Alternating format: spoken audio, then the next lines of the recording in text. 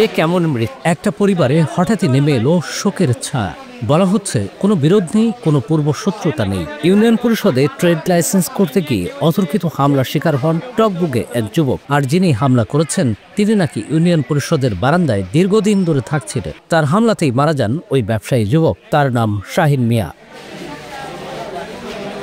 নরসিংদী রায়পুরা উপজেলার আমিরগঞ্জ ইউনিয়ন পরিষদ কার্যালয়ে বুধবার বিকালের ঘটনা এটি। পুলিশ বলছে বটি দিয়ে শাহিন মিয়ার উপর হামলা চালান শামীম নামে এক ব্যক্তি। স্থানীয়রা বলছেন শামীম পাগল, মানসিক ভারসাম্যহীন।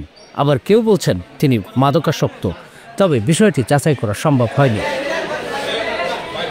শাহিন মিয়া মির্জাগঞ্জ ইউনিয়নের মেজরকান্দি গ্রামের খালেক মিয়ার ছেলে। তিনি হাসনাবাদ বাজারে স্যানিটারি ব্যবসা করতেন। গুরুতর আহত শাহিন মিয়াকে নরসিংদী সদর হাসপাতালে নিয়ে গেলে চিকিৎসক তাকে মৃত ঘোষণা করেন। অভিযুক্ত হামলাকারী শামীম একই উপজেলার হাসনাবাদ গ্রামের জালু মিয়ার ছেলে। স্থানীয়রা তাকে ধরে পুলিশের হাতে তুলে দিয়েছে।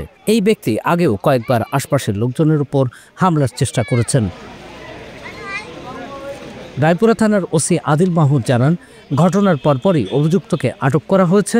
তার বিরুদ্ধে আইনগত ব্যবস্থা নেওয়া হচ্ছে। ইউনিয়ন পরিষদের ভিতরে রক্ত দেখছি, যতদূর জানতে পারছি একটা লোক যে ট্রেড করতে আসছে ওই ভদ্রলোকের একটা বডিটা দিয়ে কোবাইছে।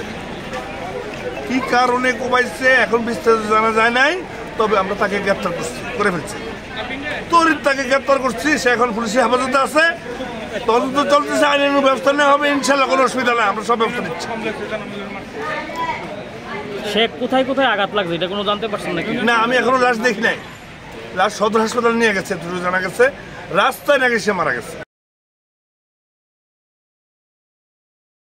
ওয়ালটন এখন দেশের সীমানা পেরিয়ে পৌঁছে গিয়েছে 50টিরও বেশি দেশে।